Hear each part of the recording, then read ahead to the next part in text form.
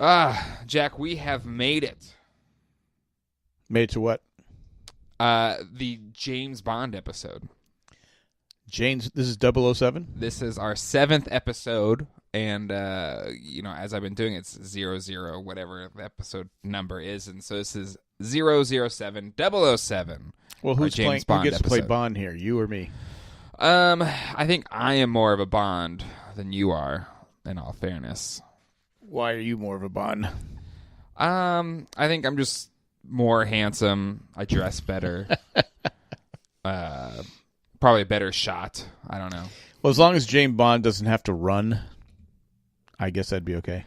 I mean, even now, I think I run better and faster than you.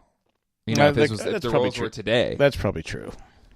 I mean, you're at best in the living daylights, Roger Moore Bond, not not live and let die, Roger Moore. You're like old, barely hanging on. Bond, James Bond. So yeah, I think I'm the Bond, and you're more the odd job.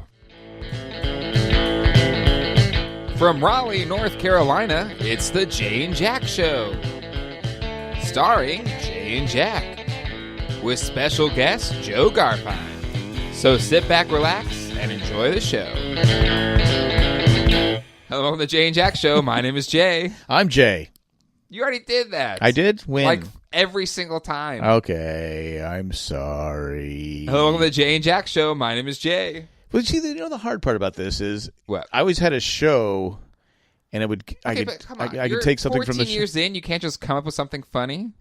Oh, you're like Cliff. When we used to do the those videos, he goes, "All right, Jack, here's the script, but you just say something funny." I go, "Well, what?" Because I think we hold you, or you hold yourself in this esteem with other people, like I do, a Bill Murray or I do, Robin Williams. Yeah, that's like, me.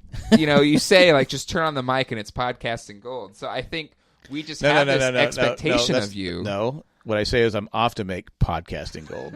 I always tell your mom that when I go upstairs. I go, "Where are you going?" Off to make podcasting gold. So if you're going to say that, I feel like that's the joke. That's the joke. Be able to make podcasting gold. At least produce some podcasting silver or bronze or something.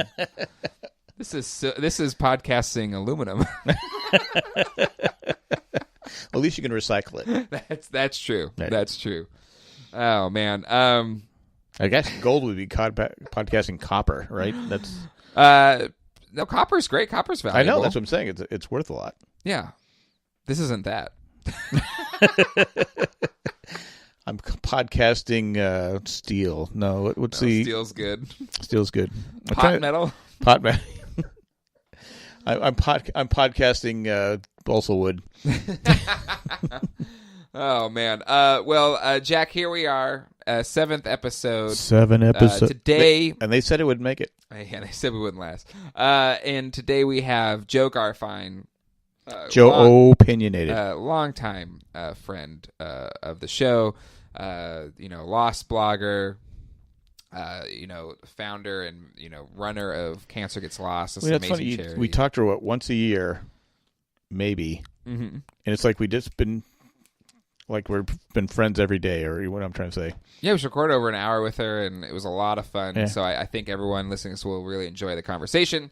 Talk about her charity, talk about Lost, talk about a bunch of other TV shows, and yeah, it's always a great time chatting with her. So we think you all will enjoy that. So Jack, in last week's episode, we talked about your ghost. Yes. So, any ghosts? No, nothing this week. It's not like it happens all the time. Okay, sure. It's like it happens, it doesn't happen. Okay. There's nothing I don't summon the ghost. Come here. I want to talk to you. Oh, it's man. not like Flipper where Flipper would come. That's my Flipper impression. That was awful. They call him Flipper. Like Flipper was the Lassie of the sea. Sure. Yeah. Like, you think that's how they pitched it when they went to That's the probably studio? what it is. Flipper come out. Hey, you like Lassie, right? Oh, I love Lassie. Okay. What if instead of Lassie we use a dolphin? I have said this for the longest time. Why don't they remake Lassie? They've done it a couple times. No, but not in the last 20, 30 years. They did a movie in the 90s. I'm not talking about a movie, Lassie, where he goes, "Roar, roar, roar." Timmy fall in a well? Yes, he did. Would that work in today's TV? Like, You have to darken it up a little bit. Why does it have to be dark? Timmy dies in the well. So if you were the great, TV Lassie, would you do executive- stop to pee? If you were the TV You stopped to executive, pee, Lassie, and now Timmy died. If you just came straight here, we could have rescued him. you would show up to that board meeting. It's like, all right, I got this. This is my pitch. Yeah. Okay, Lassie's back, but it's darker and grittier. She's a cop in Detroit. She's got a drug problem. She's on the take. Lassie's addicted to... She's a crooked K-9 cop. She's addicted to Milk-Bone dog biscuits, and she needs to get her fixed. Oh, I like it. Yeah. She runs by and just pees on Timmy. Timmy's in the well. Timmy, where's my money? Where's my money, Timmy? Could be like Family Guy, or not Family Guy. Yeah, Stewie. Family Guy, Guy, yeah, beating up when the he dog. gets beaten up. Oh, That's my still God. on. So why couldn't you have a darker Lassie? No, you don't have to make it darker. I think it would work. Just own what Lassie is, which is this kind of wholesome show. Like, so make it a wholesome show. I don't think you have to make it a dark Lassie. I think it's been so long that most people don't remember Lassie. I mean, I seem the only one talking about it. I'm sure there's Lassie fan groups out there, probably. If there's a Little Lulu panel every year at Comic-Con, there's a group out there for Lassie. For Lassie? Yeah. If I don't know Little Lulu, it's a comic strip, whatever.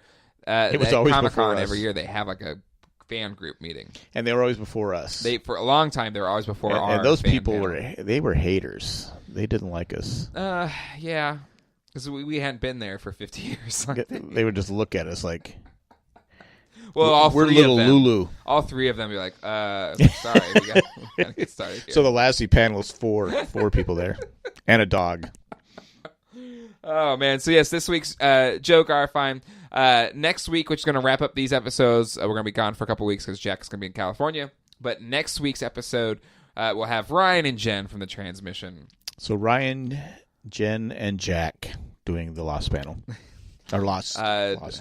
Jack, you make a joke in our interview with Joe about how you're leaving me to go. Well, to it them. happened a couple weeks ago. Someone, maybe with Tad. With Tad, I said, no, I'm holding out for Ryan and Jen. If Lost comes back. I don't know if would I work with them though, because they're very professional. Yeah. Very organized. Yeah, I don't know if you could cut it. You don't think so? Well, I'll ask them next week. I don't know if you have what it takes. I'll ask them, would they take me on? Because I'm looking to move up. Move on and be respectable.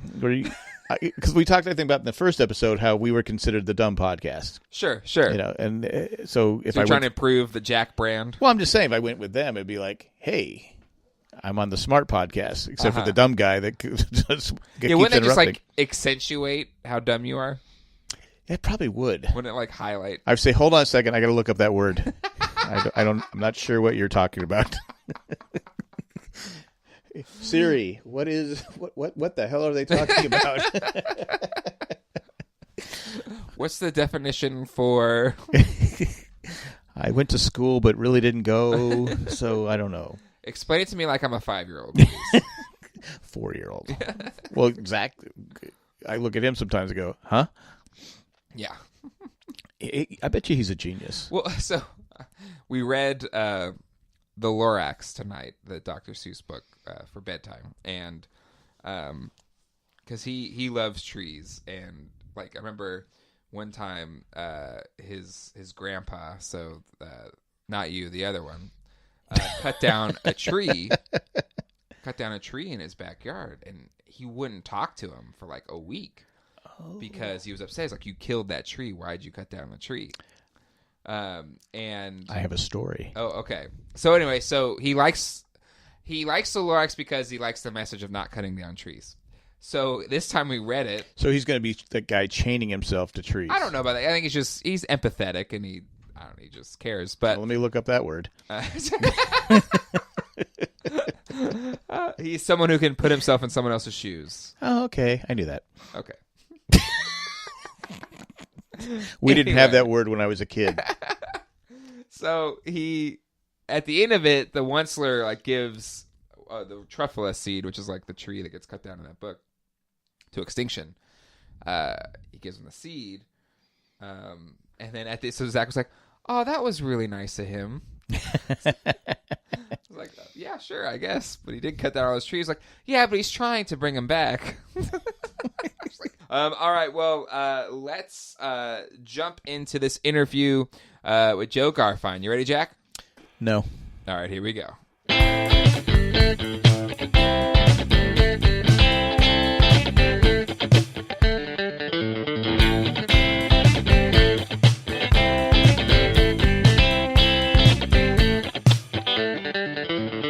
All right, and now joining us is none other than the legendary Lost blogger and auction starter and charity runner and all-around amazing individual, Joe Garfine, JOpinionated. Welcome to the show.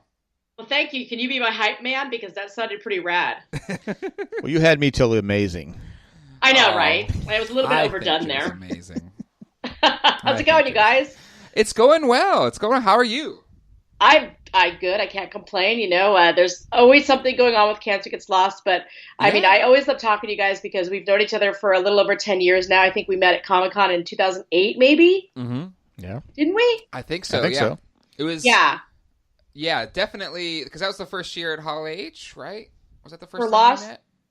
I think, was they in Hall H for 2007? I don't know because I don't remember if I was there because I'm old. But I remember certainly many lines with you two nerds and all the panels, and it was such an amazing experience, and it's so different now for the people who are watching the show and binging it than what we had. I think we're kind of lucky we had a magical experience. Oh, yeah, absolutely. Oh, yeah. Absolutely. And I just love how we've grown old together.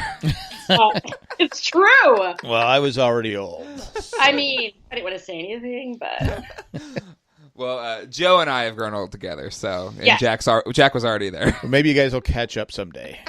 I mean, maybe, but I think we'll always have superior hair. That is a fact. That is very yeah, true. Yeah, That yeah. is very Yeah, true. Jay and I have been hair twins all along, so we have good hair. We have been blessed with great Yeah. hair. Whatever. You're just jealous. I am. Joe. So the hope, or one of my goals of the Jay and Jack show was to like have a chance just to talk to our friends. Especially We haven't talked to anyone yet. Then. oh, come on. And because again, we have kind of grown up together in a certain sense, and we've been in each other's lives for so long because of a not silly show, but it's kind of silly when you look at it and from an outside perspective. But so it's great to chat with you and have an excuse to chat with you. Yeah, it is. And when there's not an event-specific thing, like we've done a lot of fundraising podcasts together, and we've done cons and panels at cons, but a casual conversation is also really nice. And, in the time since we've known each other, you've given birth to 2 children, and I've given birth to a nonprofit. So there you go. Which one's more difficult? I think the nonprofit might be more difficult. I think there's an equal amount of paperwork, but less poop on my end. So... Fair enough. And speaking of how is Cancer Gets Lost? I mean, you're always busy and working so hard with that. But as before we came on the air, you mentioned like a big 10th anniversary auction. But what is going on with that? I mean, it's sort of a 365, as you know. And so Jared Wong, who co-founded Cancer Gets Lost, he works for Walker Stalker Con and Heroes Villains Fan Fest, which is terrific because he has an in. We provide the items and we can get them signed for Cancer Gets Lost at his different events. He's the talent floor manager, and he runs around like a crazy person all over the world for Walker Stalker Con. It's fun watching his like Facebooks and Instagram. Oh my That's gosh. how he gets all the photos, right? Exactly. He's a world he gets all the traveler, photos, too. and He's always... he also gets the autographs for CGL, which is what I care about. As a matter of fact, he was just in Berlin, and he's doing London. I sent him all the Game of Thrones pops. We just got a Jon Snow pop signed by Kit Harington for Cancer Gets Lost. Wow. I'm pretty excited about that. We specialize a lot in smaller items now, like the Funko Pops and artwork. Mm-hmm. So we got pops signed by Bran, Jon Snow, the Night King, and a few others upcoming. So we're pretty excited. Oh, that's awesome. Yeah, so he does that. I go to other cons. I run Cancer Gets Lost pretty much by myself. And so Lisa and I, my wife and I, funded ourselves. So I've sort of taken managerial control of it, using our own funds, because, hey, why not? Like I said, people put children through college, and Cancer Gets Lost is our child. So we are putting it through college, essentially.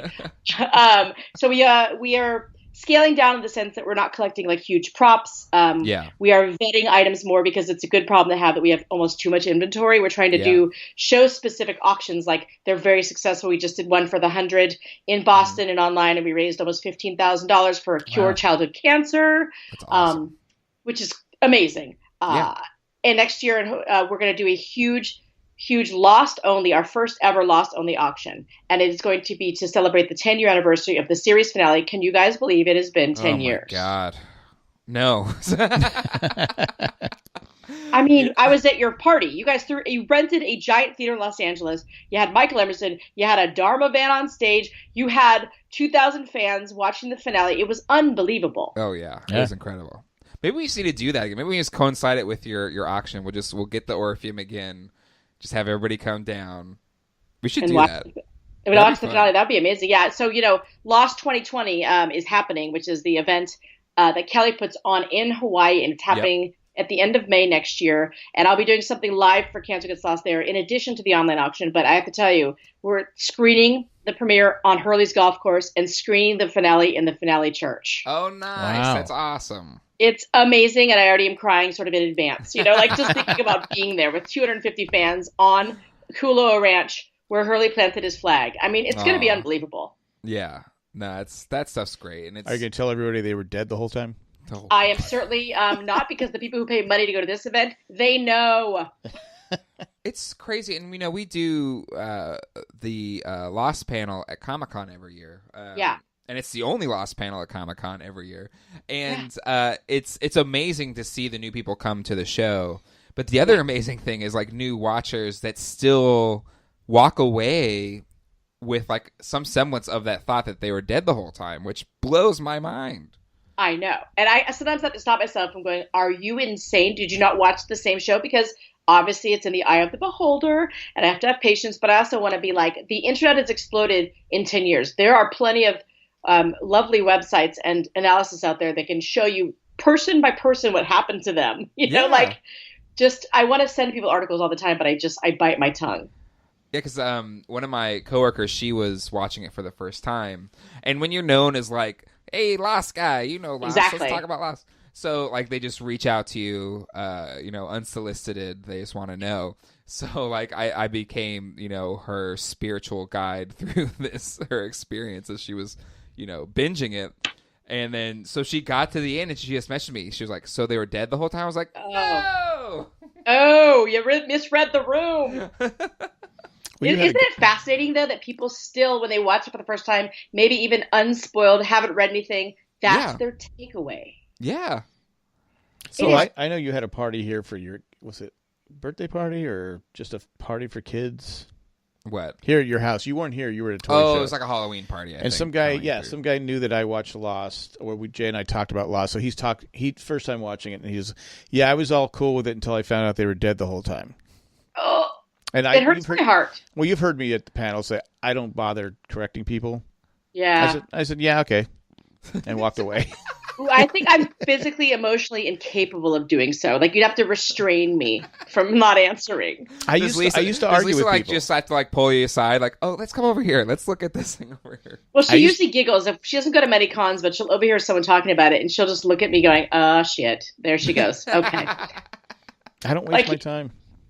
I mean, I guess I'm like you. I'm known as the Lost Girl, which is great. I mean, and I'm trying to, continue the legacy of Lost through Cancer Gets Lost, so I'm always happy to talk about it. But I think we've talked about this at your panels, too. When people either don't like Lost or haven't finished it, they always whisper and they go, I'm really sorry I didn't like it. I'm known as the Lost Umpy old Umpy.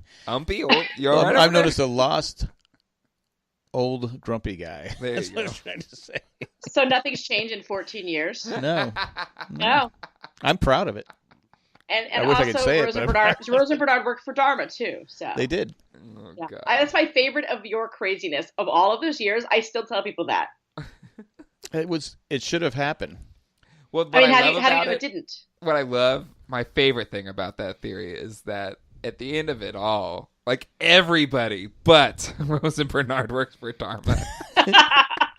Well, because I know when you saw that could happen, you were getting upset. I know. I was starting to get ticked because I said, "Oh, finally, they're throwing me a bone." Yeah, they were like, you had Sawyer and you had them all.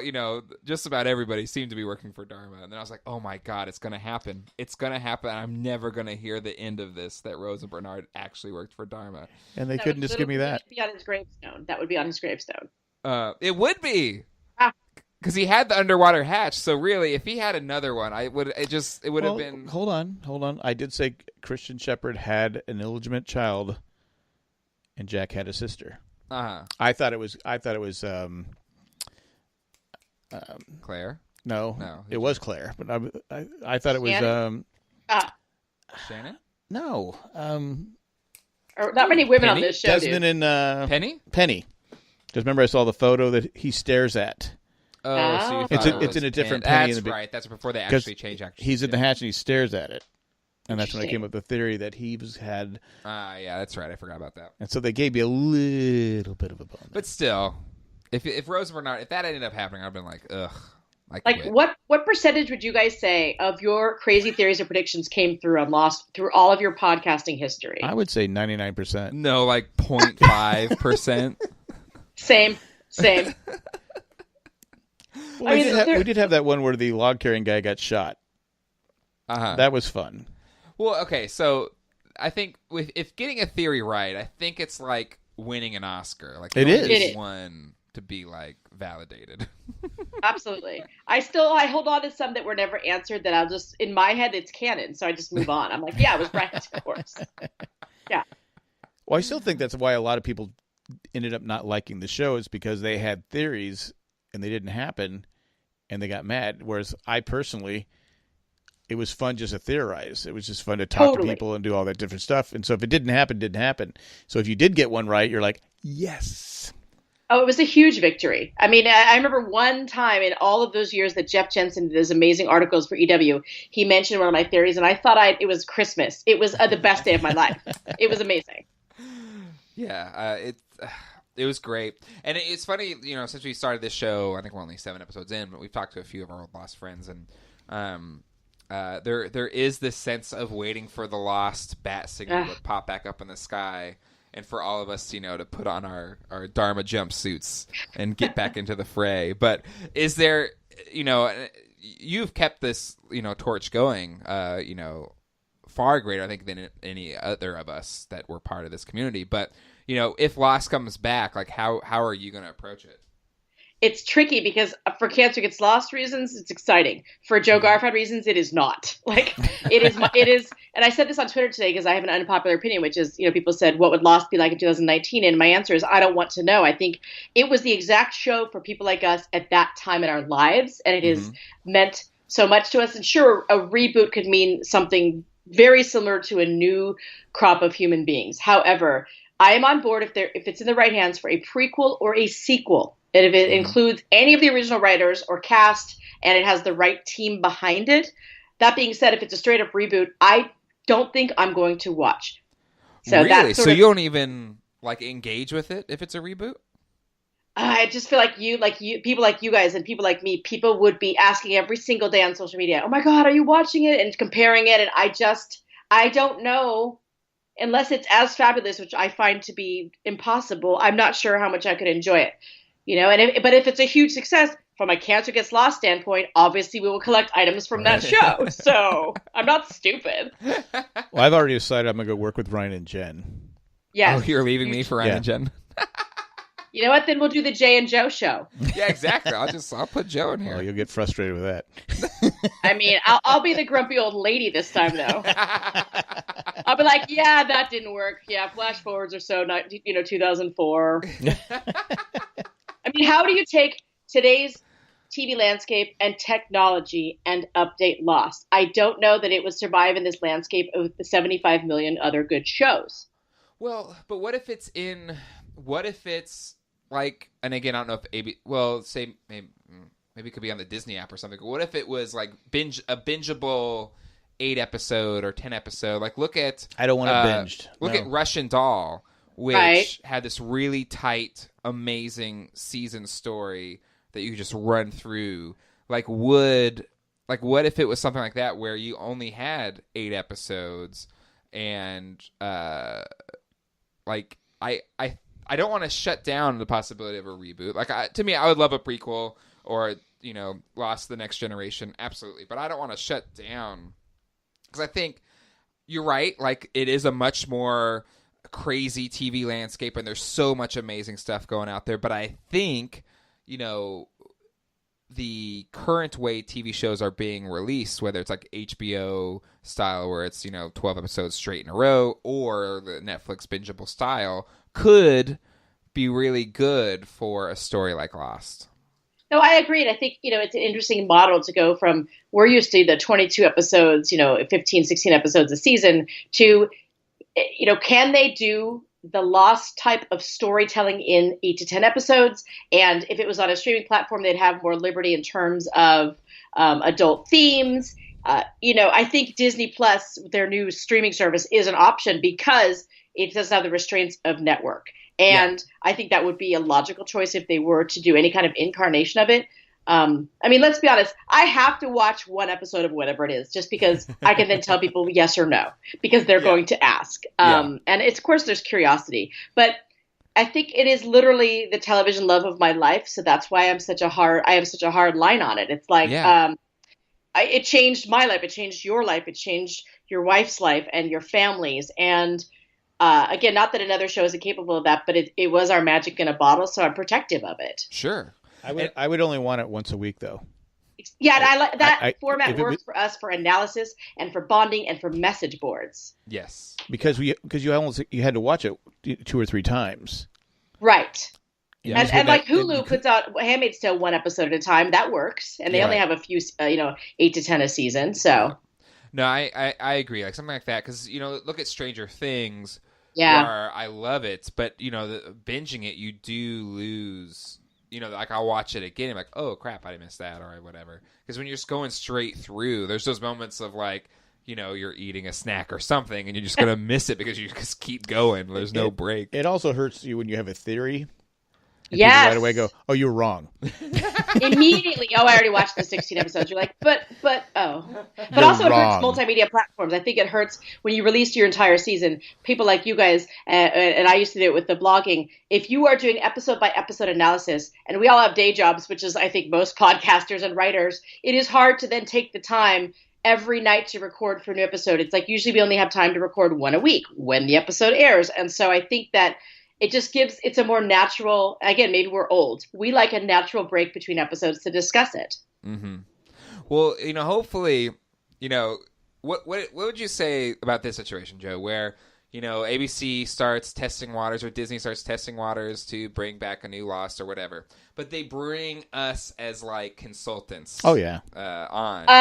That's clearly our goal. I mean, listen, I would take a social media consultant, a fan consultant, or a story consultant role. Let's be honest. I'm very much still in touch with a lot of the fandom, which is great, as are you guys, because of our platform. So I think that they naturally should come to us. Of course. Yeah.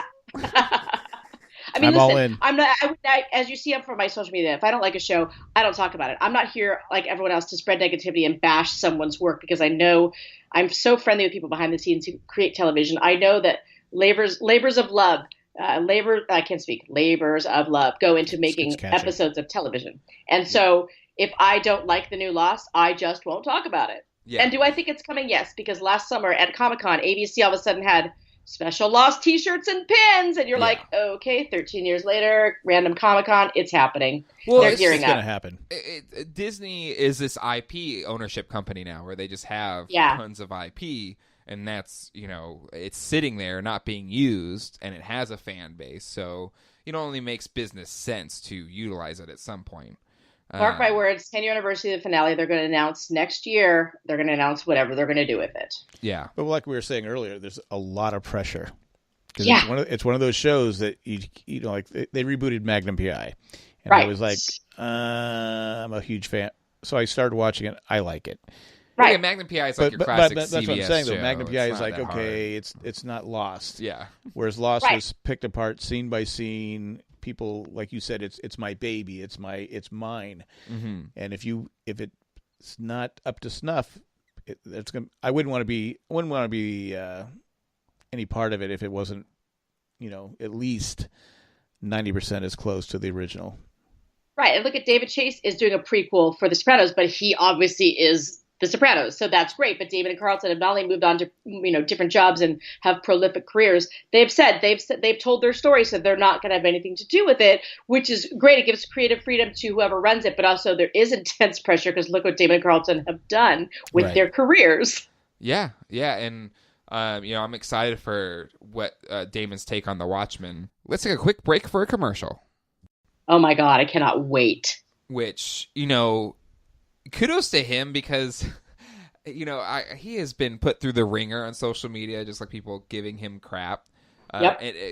And Watchmen is just one, like, the fact that he had the confidence enough to take on Watchmen, which is another one of those, like, beloved works of fiction that everybody has an opinion on. And, I'm sure there's going to be a large contingency of people online. They're like, oh, I didn't like how he did that. So kudos for him having, the gumption to he nailed The Leftovers. Oh, my God. Seriously, I haven't stopped thinking about that show. Oh, he knocked it out of the park. So maybe that's what gave him the confidence because I think he did a fantastic job. But I'm still... Because I was him, I would have said, okay, I'm good after season 2. Yeah. I'm good. I'm going to stop because he took so much crap for Lost. Yeah. But season 3 was excellent. Mm-hmm. It was amazing. I thought season 2 was phenomenal, and then season 3 happened, and it's like stuck in my soul. And very, very, very few seasons of television have done that. And I think, people like you and I and fans listening to this will follow Damon to the ends of the earth because his creativity is boundless, and he's also such a nice human being that you just root for him. Yeah, absolutely. But so if whoever takes over Lost or however they do it, I think something like Disney Plus could be the avenue to do it. Especially you had you had Apple announce today their streaming program. But, like CBS, their next Star Trek was on their streaming platform. The Good Fight. The Good Fight. And I love both those shows, and also the fact that Jordan Peele's Twilight Zone is on CBS All Access. Good Lord. And, I'm, of course, going to sign up for Disney Plus because I want to see the Star Wars spinoffs and the Marvel spinoffs and, inevitably, apparently, the Lost spinoff. But it's amazing how mad people get about that, though. People get upset, it's on, I have to buy their Plus, I have to buy their... That's the way it's going.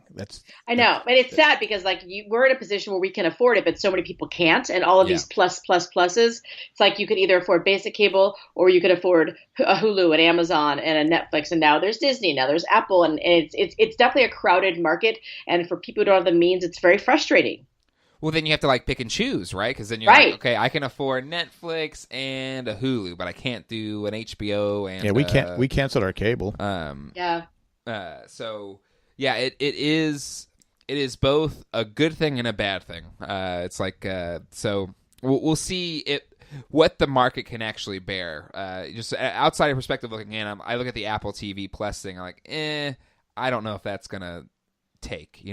I look at Disney Plus. I'm like, okay, well, you're getting every single Disney movie ever. They have so much stuff. Marvel, Star Wars, all of it. Apple got Oprah. Here's the thing about Apple. I saw, I was watching on Twitter today some of the announcements. How do you have an entire a big worldwide conference about it and not tell us how much it costs? Oh, I know.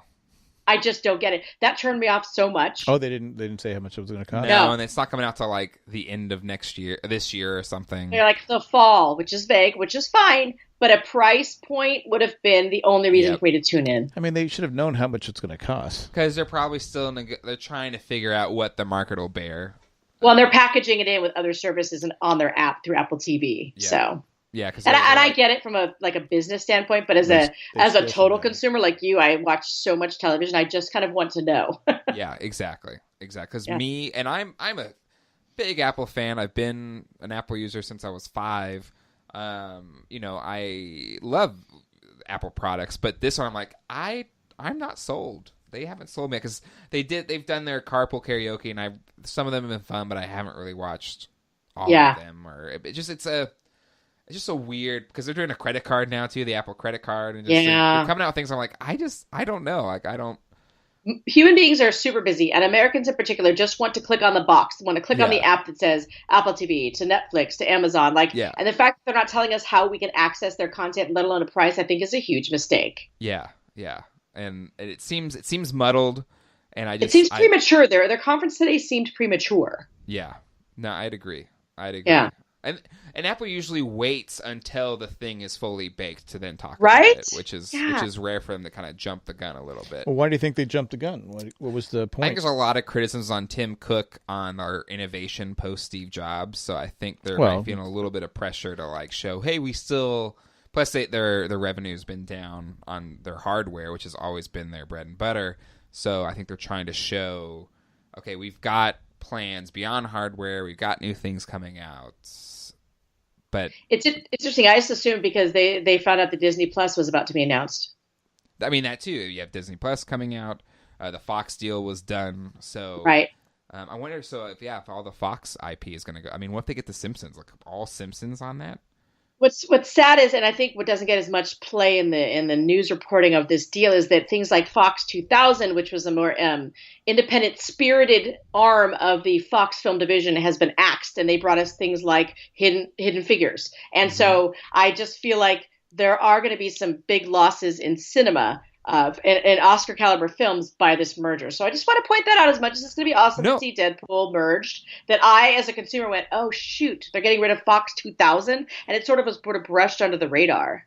Yeah, well, I think they cut like $2 billion in costs, which was mostly workforce. Which is really unfortunate, and I get it. I know that there's business, but of course I root for everyone to have a job and be able to live their life. Yep.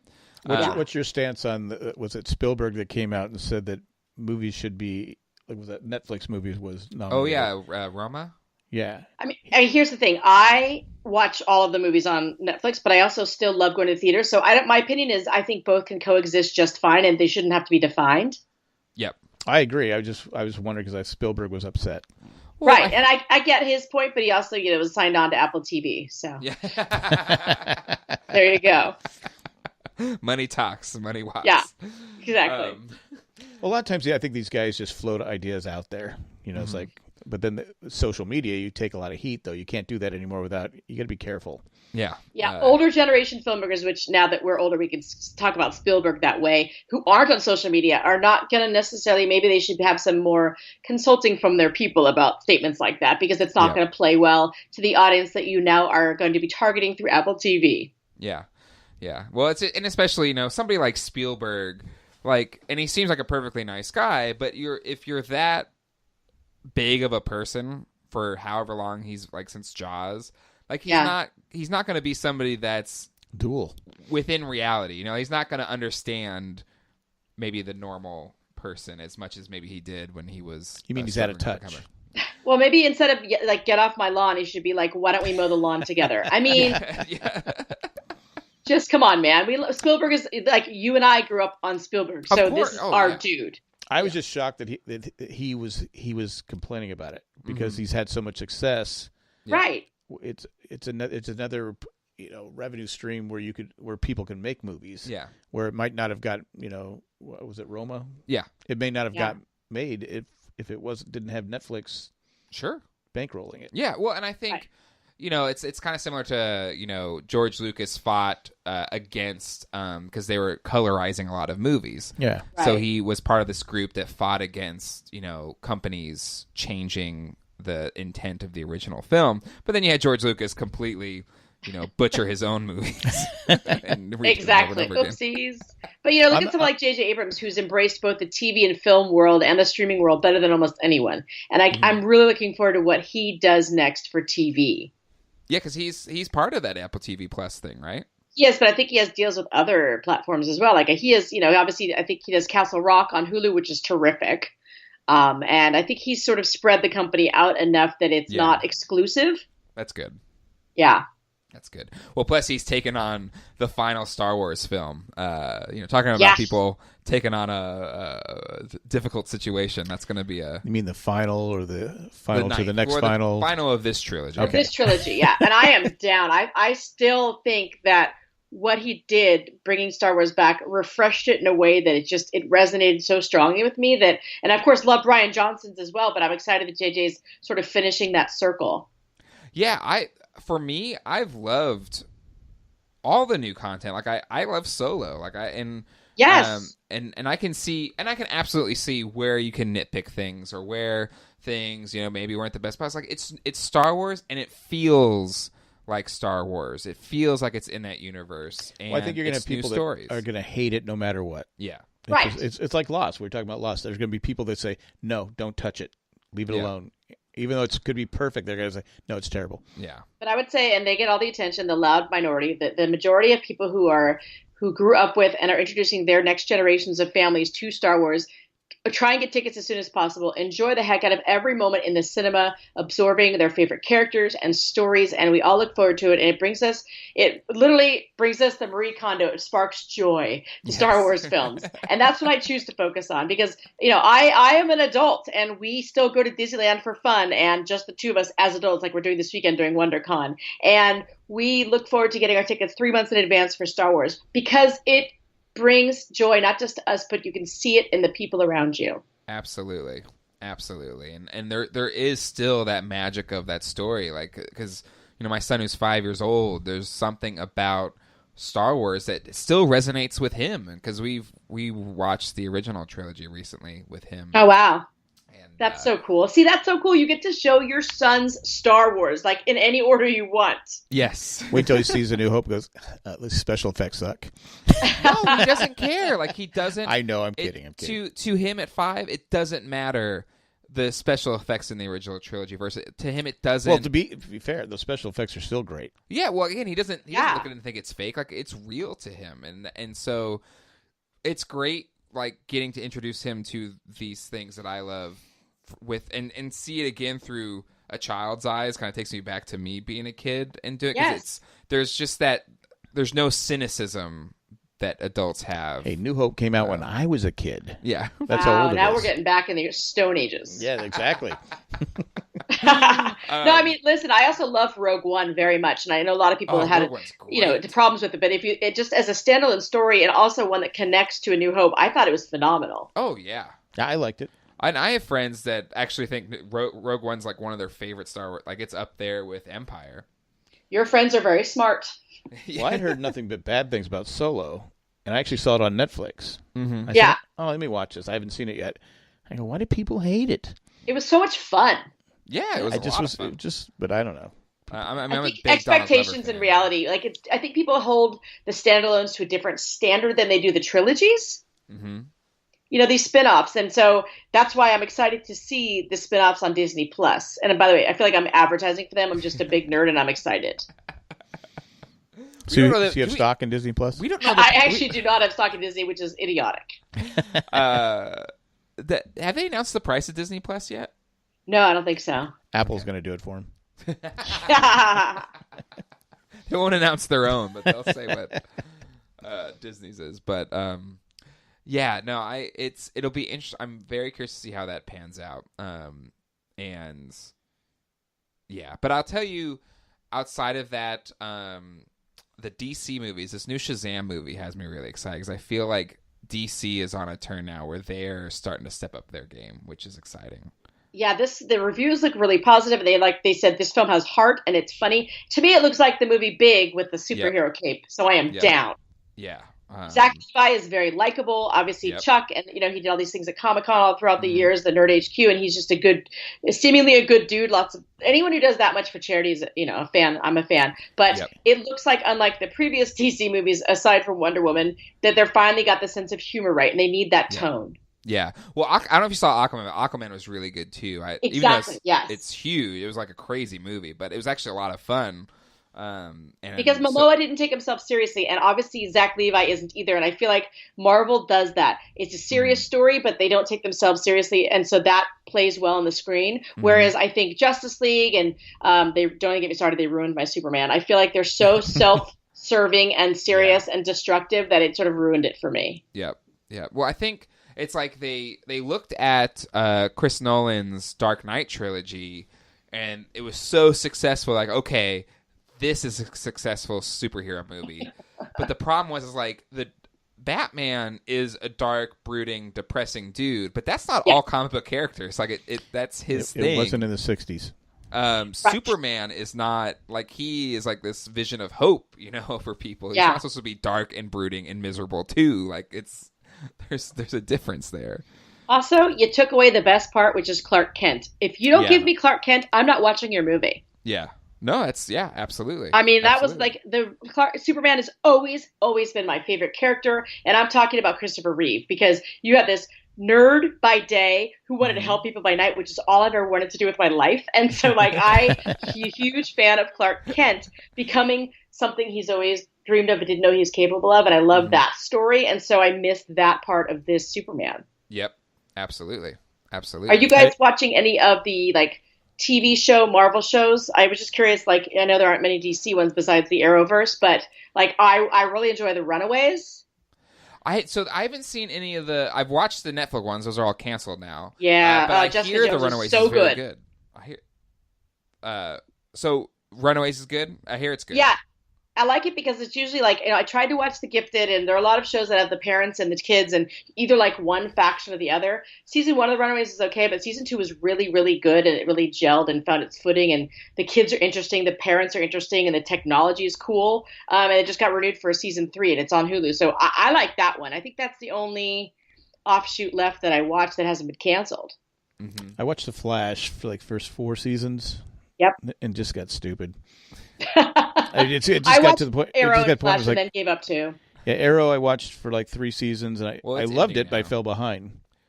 Supernatural's ending, which is that's what I hear. Know. 15 years. That's crazy. I didn't even know who the actors were. That show has a great legacy because that is a fandom that has been consistently kind and charitable, and you don't really see a lot of infighting or ship wars, which is kind of nice. And so I've sort of studied them for Cancer Gets Lost, and as I do for other fandoms, to see what the temperature is. And I read the room online, and I would say Supernatural is like an A+. I think that they are kind of a great fandom, and I hope that they get the ending that they've earned. Yeah, absolutely. How long has that show been on? 15 seasons. 15 seasons. Wow. And what's kind of cool, about Supernatural, like the original showrunner had 5 seasons like in mind, and he did his story, and it basically ended at the end of season 5. And then he was done. I think he walked away because Colleen's a big fan. So this is through her telling me this. But and it ended, and then they kind of had to start over at season 6 and start new, kind of. With the same actors? Yeah, same actors and everything. But I didn't know it was still ended. on. So it's fascinating from that sense that, the original story that he had in season 5, but they went on for another 10 seasons after that, which is fascinating for a TV show. It's successful. It's unusual. Yeah. I think it's an interesting model. And I think, it may not have worked if it wasn't on the CW, or if it was on a different network. Yeah. Yeah, absolutely. But they always have such a strong presence at the cons, and their fans are awesome, and the cast has been super great. So I wish them nothing but success. I think it's super cool, and I never watched it, but 15 seasons is a commitment. Yeah, absolutely. And especially in today's world, there's not a lot of shows that go on that, like Grey's Anatomy, and it's usually garbage ones, like Grey's Anatomy. And... Hey, easy. I will defend Grey's Anatomy because I used to call it, a guilty pleasure. And then I read an article where Shonda Rhimes was offended by that. And I thought about it from her perspective. And it's like, this is a show that there's a reason it's been successful this many seasons. And I have not missed an episode. And even though I'm more of a sci-fi and superhero nerd, I really like Grey's Anatomy. And so I'm just defending it for those of us who watch it. You could watch it with Cindy, because Cindy and I did a debate. I had ER, she had Grey's Anatomy. And I said, Grey's Anatomy is terrible. It's just terrible. I love it when they go, "You're at the best hospital world. Oh, I'm sorry, we did everything we could, and your husband died, your wife. They just die. So many people die at that hospital. I would never go there. Take me to the next hospital. I don't care. Take me across town. I don't care." Well, let me tell you this. I did the first couple of seasons of Grey's Anatomy. I did watch, and I really liked. And I think I just kind of fell off once they went into like some kind of crazy disaster they had to face every single week or whatever. Fair. Well, the people are selfish. The doctors, they're not believable. They're not like real people. You know what? It is basically it's a fun soap opera, which I actually have learned quite a few medical things from. But I will say a far superior show is The Good Doctor. Yeah, Cindy used to watch that one. That's only like season 2. Yeah. But from a medical standpoint, I think it's a far superior show. But I think that there's nothing wrong with Grey's Anatomy because it resonates with people and characters resonate, and it's inspired people to go into the medical field. So I'm done defending Grey's Anatomy. Okay. Would you defend Big Bang Theory the same way? That is an interesting question. I fell off the wagon with that, honest to God, when Sheldon made an anti-Lost joke a couple of seasons ago. Oh, really? It pissed me off. But I'm going to tell you something I've never shared before, which is that when I was first doing freelance writing for various sites and blogging, I think 10 years ago at Comic-Con, I got picked to go to the press table for Big Bang Theory. And I was so excited to be there. And Bill Prady and a couple other producers were at my table. And I said, because Lost was on at the time, I said, the boys always talk about and reference shows like Battlestar Galactica. It seems like Lost would be in their wheelhouse. Do you think you'll ever reference Lost? And I swear to God, they glared at me and went, "No way, that's never going to happen." And I was just like, they were so rude and dismissive. And it wasn't just me as a Lost fan who was like, this is really sad. They were so mean to me. And then when they made the joke on the show, I stopped watching it. Did they have at the press conference? Did they have a laugh track behind? So every time they said something, they should have, because I was like, oh hell no. My problem with Big Bang, and I've said this before, is I feel like they laugh at nerd culture. They don't laugh with nerd culture, and that's always been my problem with that show. That's interesting. Yeah, I mean, that being said, I'm sure that there are people who have been inspired to go into sciences, and be astronauts. So I'm trying to find like the light at the end of the tunnel. I always liked it because, you know me, I try and find joy in everything. I wish I owned a piece of it. I liked it because it referenced things that were in my nerd lexicon, and so it spoke our language. But I liked it until I didn't, and then I moved on. My frustration was that I would watch it and I go, okay, why is that funny? Why? Because there were times I would laugh. In fact, when I was coming back from London, it was on the TV thing. Yeah. And so I was watching them and I go, oh, this isn't bad. This is bad. But there's so many scenes where they just say something stupid and this laughter goes on forever. I go, all right, that's not funny. Well, you would like, I don't know if you listened to Conan O'Brien's podcast, we had Lisa Kudrow on. Oh, man, I love her. Oh, yeah, she's amazing. But she was talking about how her own mind critic where, they do a thing of Friends and they film from a live audience. Yeah. And, they would laugh at a joke and in her mind she's like, that joke wasn't that funny. Stop it. You're encouraging these writers. We could have done something better. Lisa Kudrow is a genius. Did you ever watch The Comeback? No, but I've heard amazing things about The Comeback. It was so before its time, before reality TV really took off. I mean, I think she's a genius, and we'll see her again doing something else because I think she was maybe the best on Friends, if I had to guess. I'm actually doing a rewatch, and I would agree with that. Okay, good. I'm on season 2, and she's hilarious. Yeah. Yeah. Yeah, and it was cool. She talked about how when she was filming the pilot, she thought she was going to be written out of the show because the whole time, like in her mind, she was like, I'm just the odd man. I'm the odd man out. I don't really fit in with any of these people. Like why are they friends with Phoebe? I don't know why they're friends with Phoebe. They're going to write me out of the show. And that was her thought doing the pilot in the first couple episodes, and eventually, it's true. She's a vegetarian. She's, all the different stuff where they're not. Yeah. So yeah, but you have to have that one friend, man. Yeah, there's the oddball. Are you guys watching? I'm totally changing gears. Are you guys watching Umbrella Academy? No, but is it good? It seems like one of those ones that I want to watch. It is aesthetically, it's super cool. We have the graphic novel, so I've been curious to see how they translated it.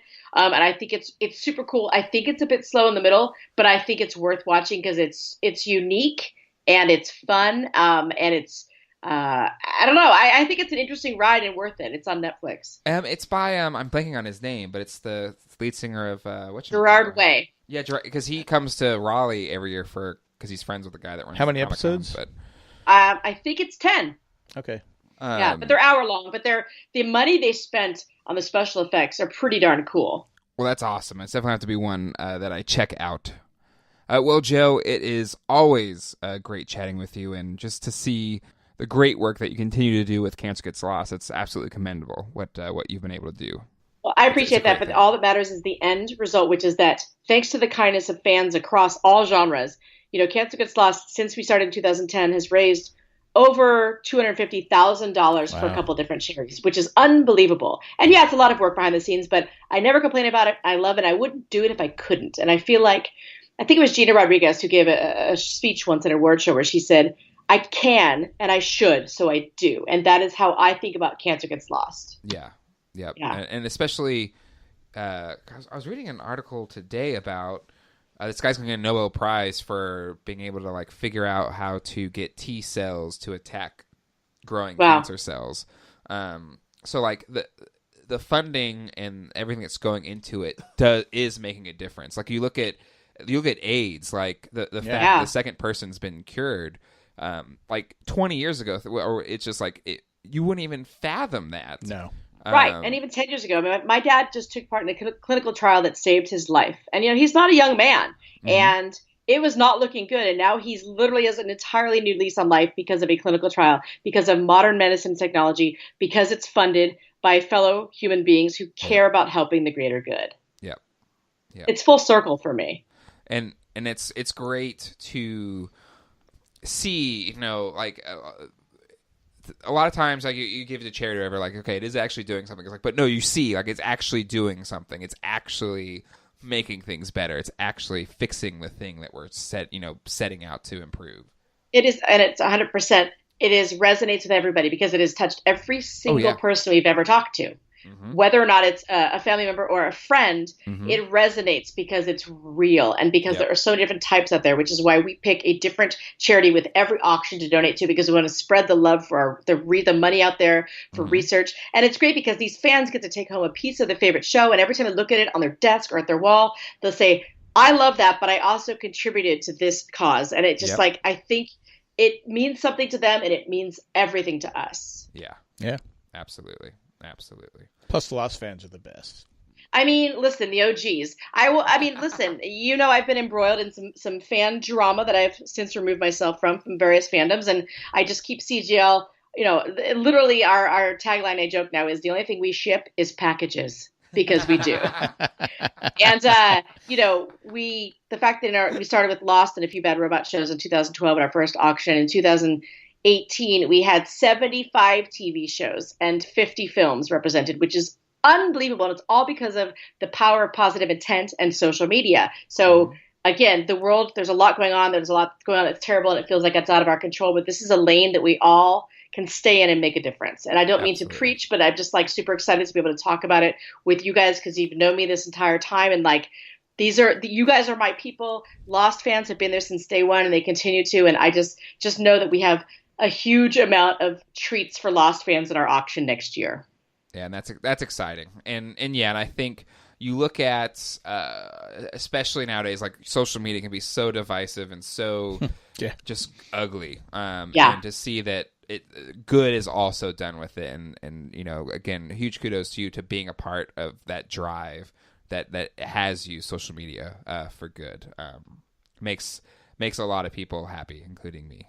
Thank you. And you make me happy. You guys are still out here. You were the first podcasters. You and Ryan and Jen were the first people I ever knew who podcasted. You introduced me to it. And I think it's fantastic that you've expanded your empire as well. And that you help people with analysis of shows. And you are a friendly voice in a community, in communities where people maybe otherwise don't have their people. And so I think it's great that you guys are still doing it. Yeah, I don't know why. We said friendly voices. Does Jay really count? I don't know why I'm still doing with this Jack, but maybe Joe, if Jack does leave me for Ryan and Jen when Lost comes back, you'll come on the show and be a lot more enjoyable for me. Oh my God, I would totally be the grumpy old lady, and I would totally embrace that. It's a gift. It's a gift. It is. As I get older, I totally appreciate your role. I do. Yeah.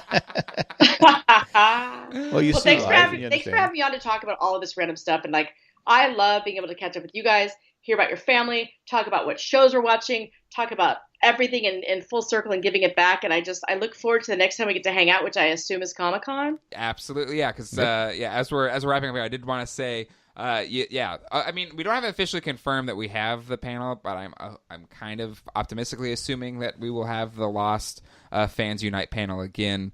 So those listening, if you haven't been, Joe, Jack, and I, and then Ralph from the Dharmalar sometimes has joined as well, do a Lost panel at Comic-Con, and it's a lot of fun. And it's funny, there's always different questions. Questions are you like, what?